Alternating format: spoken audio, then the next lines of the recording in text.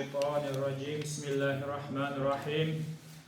Elhamdülillahi Rabbil alemin. Ve salatu ve selamu ala Resulina Muhammedin ve ala alihi ve ashabihi ecma'in.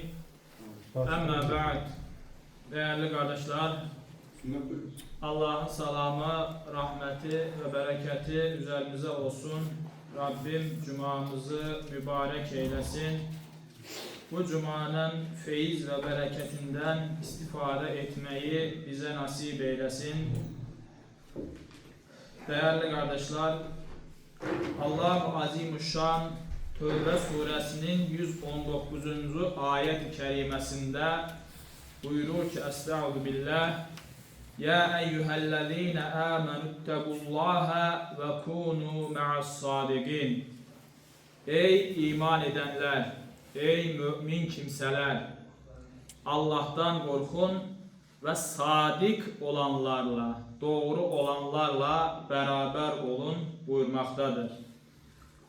Geçen vaazımızda ayet-i kerimenin birinci bölümü olan Allah'tan korkmakla alakalı kısmı anlatmıştık.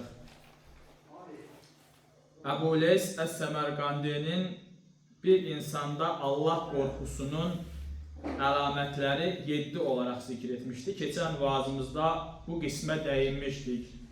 Bu vaazımızda esasen ve kunu ma'as-sadikin, sadiklerle, doğru kimselerle beraber olmakla alakalı kısmını anlatmaya, açıklamaya çalışacağız. Bu ayet-i kerime bize hakikati hatırlatır. Doğrularla, sadik insanlarla, doğru insanlarla birlikte olmağı, onlarla yol yoldaşlığı, gönül yoldaşlığı etmeyi bizlerden istemektedir değerli kardeşler. Aynı zamanda imanın esas gerekli olan isimlerinden birisidir. Yani bir mümin kalbindeki imanı koruyup saklamak için sadik insanlarla, salih insanlarla beraber olmasına dikkat etmesi lazımdır. İmam Cürcani rahmetullah aleyh vardır. Büyük alimlerimizden, İslam alimlerinden sıdık kelimesini, doğruluk kelimesi hakkında deyir ki, doğru olmak, sıdık olmak veyahut da sadik olan o kimsedir ki dili dediğini kalbi təsdiq etsin, kalbi təsdiq ettiğini de əməlləriyle ortaya koymuş olsun. Yani doğru bir insan kimdir? Dili de doğru olacaktır, kalbi de doğru olacaktır, davranışları da doğru olacaktır. Dili başka, kalbi başka olan insana ne deyilir? Münafık deyilir. Dili doğru, kalbi doğru ama emelleri doğru olmayana ne deyilir? O da fasık deyilir. Yani günahkar insan deyilir. Bu aynı zamanda imanla yakın mana taşımaktadır. İman da diliyle ikrar, kalbiyle təsdikdir. Ama bu imanın göstericisi de nedir? Emellerdir. Yani bir insan müminəm, müsəlmanam deyirsə, onu əməlləriyle, davranışlarıyla göstermesi lazımdır. Aynı zamanda ben doğru insanım dediğin zamanda o sözün davranışlarında ortaya çıkması lazımdır. O zaman hakiki doğruluk bilinmektedir değerli kardeşler. Şeyh Sadi diye bir İslam alimi vardır. Salihlerdendir. O sadiklerle beraber olmakla cahillerle beraber olmağın hususiyetlerini veyahut da neticelerini anlatmaktadır bize. Ashab-ı Keyf var. Kur'an-ı Kerim'de anlatılmaktadır. Ashab-ı Keyf'i herhalde eşidirsiniz. 300 yıl mağarada kalan bir grup gençtir. Dönemin müşriklerine, putperestlerine karşı tevhidi anlatmışlar, tevhidi müdafiə etmişler ve o dönem şartlarında bunlara ceza vermek istemişler, öldürmek istemişler, ancak bunlar onlardan bir mağarada gizlenmişlerdir. Allah'ın yardımıyla, Allah'ın desteğiyle ve o grubun bir de Kıtmir adında bir köpekleri İtlər yağdı yanında. Və Sadi Şirazi Həzrətləri deyir ki, o Qitmir salih olan Ashab-ı Keyflə bərabər olduğu üçün o deyir cənnətə girəcəkdir. Cənnətə girən bir neçə heyvan vardır. Onlardan birisi də Qitmirdir. Bunun səbəbi nədir? Salih insan, sadiq insan, doğru insanlarla bərabər olması səbəbilə bu nəticəyi əldə etmiş, bu şərəfə nail olmuşdur. İkinci olaraq isə Lut və Nuh aleyhissalamın iki peyğəmbərdir. Nuh və Lut peyğəmbər. Onların birinin evladı, birinin də xanımı, Nuh aleyhissalamın evladı, Lut aleyhissalamın da xanımı zalimlərə, fasiklərə, cahillərə, müşriklərə meyl etdiyi üçün, sadiqlərdən uzaqlaşdığı üçün onlar da cəhənnəmə əldə etmişlər, cəhənnəmə gedəcəkləri bildirilmişdir. Yəni insanı cənnətə götürəndə, insanı cəhənnəmə götürəndə aqibətin xeyir və ya şər olmasının səbəbi insanın bu dünyada sadiqlərin, salihlərin, xeyrin yanındamı, yoxsa şərrin, fasiqin, zülmün və yaxud da şirkin yanında mı durması müəyyənləşdirməkdədir. Onun üçün bir müsəlman bu ayət-i kəriməyi diqqətə alması lazımdır. Və kunu ma'as-sadiqin. Sadiqlərlə bərabər olacaqsın. Ayət-i kəriməyə diqqət etdiyimiz zaman demir ki, sadiq insan olun demir ayət-i kərimə. Sadiqlərlə bərabər olun deyir. Sadiq olmaq hər yönüyle çətindir. Amma sadiqlərlə bərabər olmaq asandır. Bunun İslam tarixinə baxdığımız zaman sadiqlərin yığıldıqları ilk məkan, ilk yer İbnül Ərkam vardır. Sahabə-i kiramdandır. Daha 17 yaşında bir gəncdir.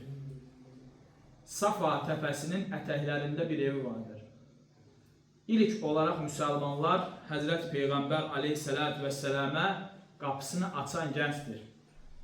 Müsəlmanların, sadiq olan insanların yığılıb orada İslamı anlatdıkları, zikirlər etdikləri, belə desək, ilk İslamın təbliğatının başladığı yer Əbul Ərkamın evidir, dəyərli qardaşlar. Yəni bununla bağlantısı nədir? Əbul Ərkam evi ilə, canı ilə, malı ilə hər daim sadiq olan insanların, Peyğəmbər aleyhissalamın və ona iman edənlərin yanında olmuşdur, dəyərli qardaşlar. Bu ev bizə eyni zamanda evlərimizi də bu şəkildə bir məktəbə, bir mədrəsəyə, bir zikir məclisi olan yerlərə, məkanlara çevirməmiz gərəkdiyini bizlərə göstərməkdədir. Yəni sadiqlərlə bərabər olun dediyimiz zaman, deyildiyi zaman sadəcə küçə-küçə axtarıb sadiq insan axtarmayacaqsan. Bəzən o məkanı, o ortamı sənin özün oluşturacaqsan, meydana gətirəcəksən. Evini açaraq, zibini açaraq, gönlünü açaraq Allahın zikr edildiyi, sadiq insanların yığıldığı məkanları sən oluşturacaqsan. Yəni, qurtuluş, nicat tapmaq dünyada və ahirətdə ancaq buradan keçməkdədir. Oturaraq, qıraq duraraq, kimsə gəlsin, məni İslam'a dəvət etsin və yaxud da sadiqlər, salihlər, Allahı xatırlayanlar gəlsin, məni tapsın deyə düşüncə yanlışdır, dəyərli qardaşlar. Sahabə-i kiramın hər birisindən bizlər üçün nümunələr vardır. Gənc sahabənin də bizə olan nümunəsi evini, könlünü, ailəsini Allahın dini üçün fəda etməsi, hizmətə açmasıdır, dəyərli qardaşlar. Bu ev şərlə xeyir kimidir. Məkkənin ilk illərində bir Darun Nədvə vardır. Darun Nədvə müşriklərin, kafirlərin, Məkkənin idarəçilərinin yığılıb müsəlmanlar haqqında onların əleyhinə, onların pisliyinə, yəni pislikləri üçün, şərləri üçün bir qanun aldıqları, yəni bir hökm verdikləri yerdir, məclisdir Darun Nədvə. Yəni o da Nədvənin evidir. Darul Ərkan da Müslümanların toplaşıb Allah'ı hatırladıkları, İslam'ı anlattıkları, Peygamber aleyhisselamla hem fiziki hem de gönül bağı kurdukları o müqəddəs, o mübarek yerdir yani. Bir xeyrin, biri şerrin merkezidir. Ve Ebul Erkam'ın evi, Darul Erkam, İslam tarihinde, Müslümanların tarihinde belki de dönüm noktasına tam merkezindedir. O ev sadece zikredildiği yer değil. O ev aynı zamanda adaletin timsalı olarak bildiğimiz Hazreti Ömer radıyallahu anh'ın İslam'ı kabul ettiği evdir. Bilirsiniz az önce Darun Nedve'de müşrikler bir karar alırlar. Muhammed'i kim öldürecektir? Hazreti Ömer İslam'dan evvelden sert təbiətli, cəngavər, döyüşkən bir insan idi. Yani qorxaq bir insan değildi Hazreti Ömer. Ve kılıncını çəkir, daha İslam'a girmeden evvel. Ben Muhammed'i öldürərəm deyir. Ve yola çıxır, o hırsla, o heybətle ve yolda bir insan görür. Məkkəlilərdən birisini görür, haraya getdiyini soruşurlar. Deyir, Muhammed'i öldürmeye gidirəm deyir. O deyir, bizim atalarımızın dinini pisləyir, yeni bir din gətirir. Bu səbəblə onu ortadan qaldıracağım. Həmin insan deyir, Muhammed'e getmədən əvvəl önce bir bacının ve yeznənin yanına gedin. Onlar da İslam'ı qəbul etdi.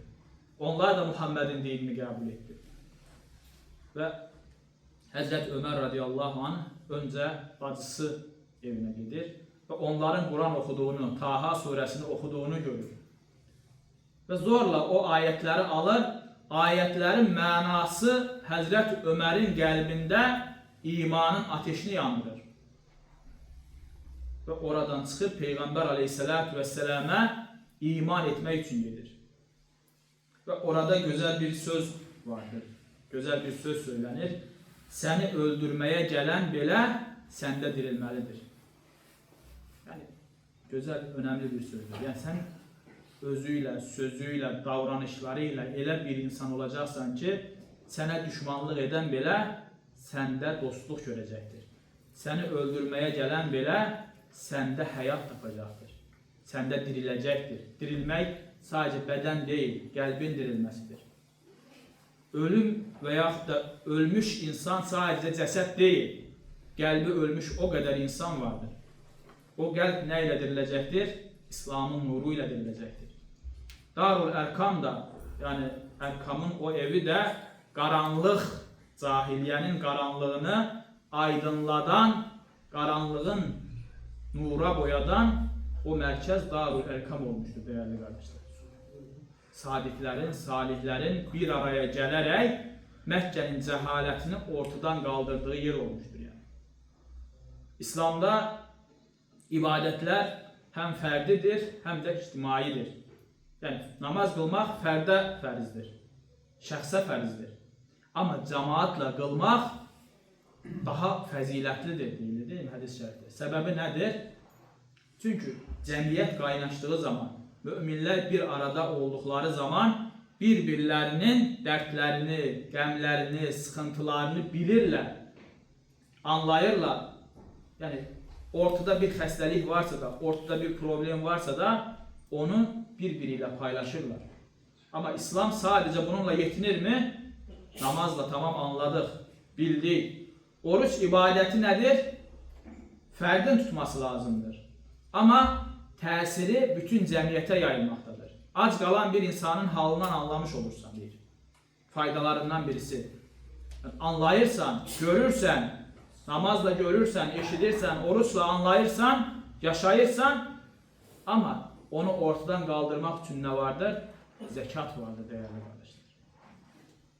Yani bir araya gelmenin önemi budur yani. Her bir tarafta olduğu zaman, kimse kimseyi görmediği zaman ne probleminden, ne xəstəliyindən, ne sıkıntısından haberimiz olmuyor yani. Onun için hem tek kaldığımız zaman şeytanın en böyle hasan şekilde elde ettiği insan haline geliyor bir Müslüman. Onun için namaz cemaatla kılınması önemlidir. Onun için sadiklerle, salihlerle beraber olmalı Allah-u Teala bizdən istəməkdədir dəyərli qardaşlar. Allahu veliyyullezine amenu yukhricuhum minez-zulumati ilen-nur deyir ayət kərimədə. Allah müminlərin dostudur, onları qaranlıqdan aydınlığa çıxarar. Bunun həqiqətən də ən bariz nümunəsini tək başına Muhammed Aleyhisselamın həyatında görürük. Tək başına bir insan olarak başladı ama bugün dünyada 2 milyara yakın onun yolundan giden, ona iman eden Müslüman vardır. Yani Allah'a dost olduğun zaman, Allah'ın dostlarıyla beraber olduğun zaman Allah-u Teala da seni karanlıktan aydınlığa çıkaracaktır. Ama sen şeytana, sen Allah'ın düşmanlarına yakın olduğun zaman, onlarla beraber olduğun zaman senin ayet-i kerimede ifade edilen o karanlıktan aydınlığa çıkman mümkün değildir değerli kardeşler. Karanlık dediğimiz sadece ışıkların olmaması değil yani. İmansızlıktır, küfürdür, şiriktir, günah bataklığıdır. Bunların hamısı birer karanlıktır. Ve bu karanlıktan ancak bugün baktığımız zaman zina serbesttir. Kumar serbesttir. İçki serbesttir. Yani Allah'ın haram ettiği birçok şey serbesttir. Ve bunların her birisi bir bataklık, bir karanlıktır. Ve bu bataklığın ve karanlığın içerisinde bugün dünyada milyarlarla insan var değerli kardeşler. Bu karanlıktan insanı ancak ne çıkaracaktır? Allah'a dost olmak, Allah'a iman etmek ve Allah'ın dostlarıyla, Allah'ın sadık ve salih olarak bildirdiği kimselerle beraber olmak ancak bizi o karanlıktan çıkarabilir değerli kardeşler. Bu sebeple bizler de bugün evlerimizi, yani şart değil 30 kişiyle, 40 neferle, 3 nefer dost olarak bir araya gelip bir hafta birimizin evimizde bir kitap açıp Allah'ın ayetlerinden, Peygamber Aleyhisselam'ın hadislerinden, sahabe-i kiramın örnek numune hayatından az bir şey okumak bile evimizi karanlıktan aydınlığa çıkartmak için yeterlidir yani. Evimizi Darul Erkam'a çevirmek için yeterlidir. Çünkü evlerde zikredilmeyen, namaz kılınmayan evler ölüyle dili misali kimidir deyir. Yani evde zikredilen, namaz kılınan, Kur'an okunan bir ev diri bir insanın misalıdır. Evde ayet olmayan, Kur'an olmayan, namaz olmayan, zikir olmayan, peygamber olmayan bir evde ölü bir insandan farkı yoktur değerli kardeşler. Onun için evlerimize en azından ailemizle veyahut da dostlarımızla haftada bir defa, ayda bir defa bir araya gelerek evlerimizi sadiklerin toplandığı zikir meclisleri haline getirmemiz lazım değerli kardeşler. İslam dini elme, İslam dini zikre, İslam dini bir araya gelmeye çok büyük önem vermiştir değerli kardeşler. Son olarak sadiklerle beraber olmağa, zikir ehliyle beraber olmakla alakalı Loğman Aleyhisselam'ın oğluna güzel bir tövsiyesi vardır. Onunla meseleyi bitirmeye çalışaq.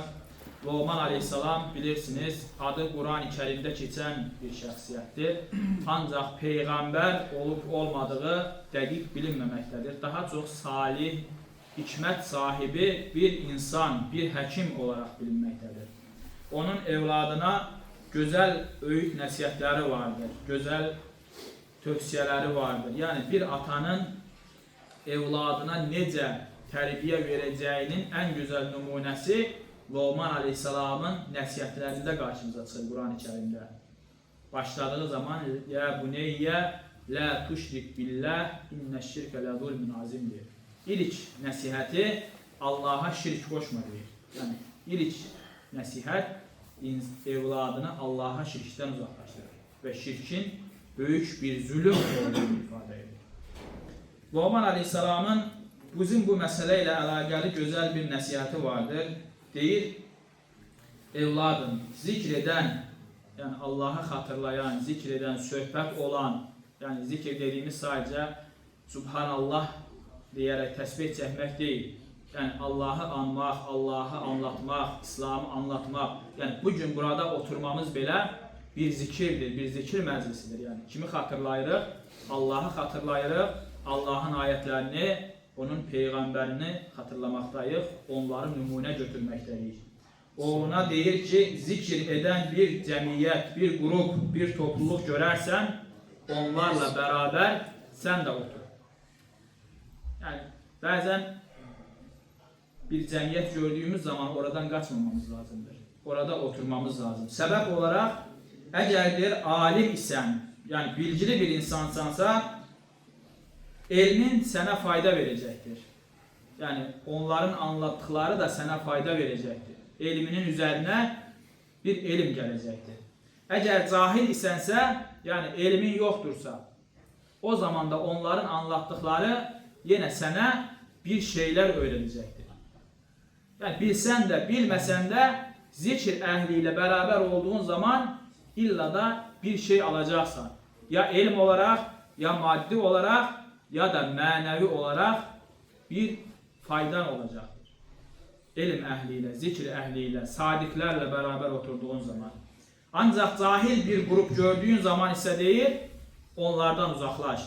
Yəni baxdın bir cəmiyyət var, bir qrup var, özlərinə faydası yoxdur. Oturub qeybət edirlər, dünyalıqdan danışırlar, haramdan danışırlar, zinadan danışırlar. Yəni insana fayda verməyən bir qrupdursa, alim belə olsan deyir, elmin sənə fayda verməyəcək. Yəni onlarla nə sənin onlara bir faydan olmayacaq, nə onların sənə bir faydası olmayacaq. Əgər cahil isənsə, o zaman da onlara qoşulacaqsan, cəhalətin, cahilliyin daha da artacaqdır yəni. Yəni cahil bir topluluqda Allahın zikr edilmədiyi, Allahdan qafil bir qrup içərisində oturduğun zamanda onların sözlərindən, onların hallarından, onların davranışlarından, onların mənəvi hallarından sən də təsirlənəcəksən yəni. Kim hansı qrupdaysa, o qrubun vasfı ilə, xüsusiyyətləri ilə şəkillənməyə başlayır yəni. Yəni ətraf, cəmiyyət insanı təsiri altına alır. Yəni adicə yaşadıq. Yəni bir çoxunuz artıq 40-50 yaşında, 60 yaşında, yəni həyatın bir çox təcrübəsini yaşadınız, gördünüz. Heç haramların içərisində cahillərlə bərabər olduğun zaman alim, sadiq, salih olan gördünüzmü? Haramların içərisində Allaha ibadət edən gördünüzmü? Haramların içərisində Allahı xatırlayan, Peyğəmbəri xatırlayan, onların yolu ilə gedənləri gördünüzmü? Mümkün deyil. Elə də sadiq insanlarla bərabər olan bir insan onların yanında haramlarla məşğul olmaz. Zina ilə, içki ilə, qumarla məşğul olmaz. Yəni ortamın, o qrubun şəkli ilə şəkillənməyə başlayır. Onun üçün dəyərli qardaşlar, bizlər hər daim sadiq və salihlərlə bərabər olmamız lazım. Evlərimizə, ailəmizə sadiq və salih insanları yeri gəldiyində dəvət etməmiz lazım. Onların söhbətlərindən, onların zikirlərindən, onların hallarından bizə də sirayət etməsi üçün səy göstərməmiz lazım. Və ən əsası, harada bir zikir məclisi varsa, harada bir Allahı xatırlanan bir məclis varsa da oraya getməmiz lazım. Bəlkə anlayacağız, bəlkə anlamayacağız, amma ən azından o məclisin feyzindən, mənəvi atmosferindən faydalanmış olacağız. Son bir hədislə mövzumuzu bitirək. Allah Teala'nın deyir, səyyar mələkləri vardır, yəni yer üzündə gəzən mələkləri vardır. Harada Allahın zikr edildiyi bir cəmiyyət, bir topluluq görərsə, onların üzərinə qanatları ilə əhatə edər, o cəmiyyəti, o qrubu, Allahı xatırlayan qrubu mühafizə altına alarlar dəyərli qardaşlar. Hər daim bu cəmiyyətlərə, bu topluluqlara qatılmağa səy göstərək. Rabbim hər daim onu zikr edən, hər daim ona şükr edən, onu xatırlayan və sadiqlərlə bərabər olan qullarından eyləsin. Velhamdülillahi Rabbil alemin.